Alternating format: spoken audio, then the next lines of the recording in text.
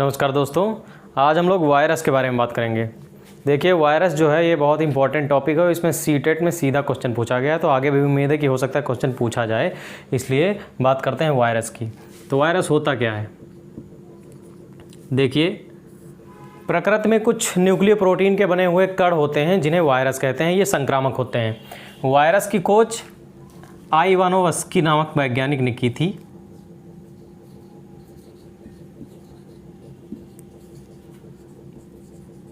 और ये nucleo protein के कण होते हैं। न्यूक्लियो प्रोटीन के कण होते हैं, इसका मतलब है कि ये न्यूक्लिक एसिड और प्रोटीन के बने हुए होते हैं।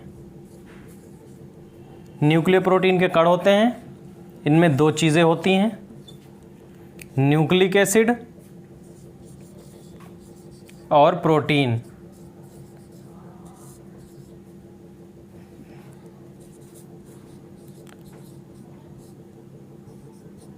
अब जो न्यूक्लिक एसिड की मात्रा होती है वो होती है 6% और प्रोटीन की मात्रा होती है इनमें 94%। देखिए, अब न्यूक्लिक अम्ल में या फिर न्यूक्लिक अम्ल दो तरह के होते हैं, डीएनए और आरएनए। अब जो सजीव कोशिकाएं होती हैं उनमें डीएनए और आरएनए दोनों तरह के न्यूक्लिक अम्ल मिलते हैं, लेकिन जो वायरस होता है इसमें या फिर डीएनए मिलेगा या फिर आरएनए। डीएनए का फुल फॉर्म होता है डीऑक्सी राइबोन्यूक्लिक एसिड और आरएनए का फुल फॉर्म होता है राइबोन्यूक्लिक एसिड। और प्रोटीन जो होता है 94% होता है, और ये वायरस का जो बाहरी आवरण होता है यानी कि कवरिंग वो बनाता है, और इसे बोलते हैं इंग्लिश में कैप्सिड। वायरस के प्रोटीन का जो आवरण होता है उसको कैप्सिड बोलते हैं। अब अगर एक साधारण वायरस की बात करें तो ये सबसे बाहर की तरफ इसमें प्रोटीन का आवरण होता है जिसको कैप्सिड बोलते हैं, और उसके केंद्र में न्यूक्लिक अम्ल होता है। न्यूक्लिक अम्ल डीएनए भी हो सकता है और आरएनए भी हो सकता है, इनमें से कुछ भी हो सकता है। और कभी कभी कुछ वायरस ऐसे भी होते हैं जिनमें प्रोटीन का जो आवरण होता है इसके चारों तरफ एक लिपिड का आवरण भी पाया जा सकता है, लेकिन सामान्य वायरस में ऐसा नहीं होता है।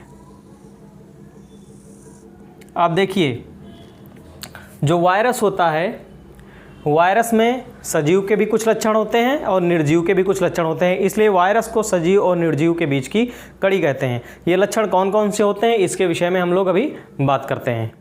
वायरस को सजीव और निर्जीव के बीच की कड़ी कहा जाता है, तो इसमें सजीवों के भी लक्षण होते हैं, निर्जीवों के भी कुछ लक्षण होते हैं। अब ये लक्षण कौन कौन से होते हैं इसके विषय में हम लोग जान लेते हैं। तो सबसे पहली बात, सजीवों के लक्षण जो वायरस के हैं, वायरस यानी कि विषाणु, जो उसके सजीवों के लक्षण हैं, वो पहला लक्षण ये है कि सजीव की भांति जो वायरस होते हैं वो प्रोटीन और न्यूक्लिक अम्ल के बने होते हैं, क्योंकि जो प्रोटीन और न्यूक्लिक अम्ल है ये केवल सजीव कोशिकाओं में मिलते हैं, इसलिए ये एक वायरस का सजीवों का लक्षण हो गया। दूसरा लक्षण इसका ये है कि ये अपनी संख्या में वृद्धि कर सकते हैं। अगर वायरस किसी सजीव कोशिका के संपर्क में आ जाए तो ये अपनी संख्या में तेजी के साथ वृद्धि करते हैं, और इसलिए ये भी एक सजीवों का लक्षण है वायरस का। तीसरा लक्षण यह है कि ये जीव कोशिका में सजीव की भांति व्यवहार करते हैं। अगर ये बाहर पड़े हुए हैं तब तो ये निर्जीव रहेंगे, लेकिन अगर किसी सजीव कोशिका के संपर्क में आ गए तो ये खुद सजीवों की तरह व्यवहार करने लगते हैं। और आखिरी जो इसका जो चौथा लक्षण है वो है कि जो वायरस के अंदर जीन उत्परिवर्तन होता है। देखिए, डीएनए होता है, अब एक कोई न्यूक्लिक अम्ल होगा या फिर डीएनए होगा या फिर आरएनए होगा वायरस के अंदर।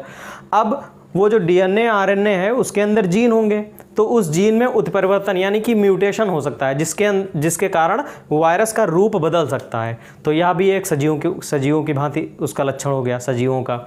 अब वायरस के निर्जीवों के लक्षण के बारे में बात कर लेते हैं। तो वायरस में जो है डीएनए या फिर आरएनए होगा, दोनों एक साथ कभी नहीं होंगे, जबकि जो सजीव कोशिकाएं होती हैं उसमें डीएनए और आरएनए दोनों एक साथ मिलते हैं, लेकिन वायरस में डीएनए और आरएनए एक साथ कभी नहीं मिलते, दोनों में से कोई एक ही मिलेगा।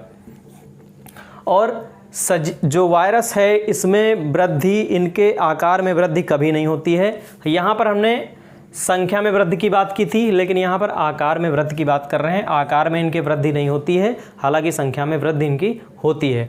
तो आकार में वृद्धि ना होना एक निर्जीवों का लक्षण है। अब बात करते हैं कि जो वायरस हैं उनकी क्रिस्टल बना करके इनको संरक्षित करके रखा जा सकता है। क्रिस्टल यानी कि रवे बना करके वायरस को लंबे समय तक संरक्षित किया जा सकता है, और ये एक निर्जीवों का लक्षण है। और आखिरी बात यह है कि इसमें किसी भी तरह के वायरस में किसी भी तरह के उपापचयी एंजाइम नहीं होते हैं जो कि मेटाबॉलिज्म के लिए ज़रूरी होते हैं। तो ये हो गए वायरस के सजीवों और निर्जीवों के लक्षण। इन लक्षणों को देखते हुए यह पता नहीं चलता है कि वायरस सजीव है या निर्जीव है, इसलिए वायरस को सजीव और निर्जीव के बीच की कड़ी कहा जाता है। Thank you.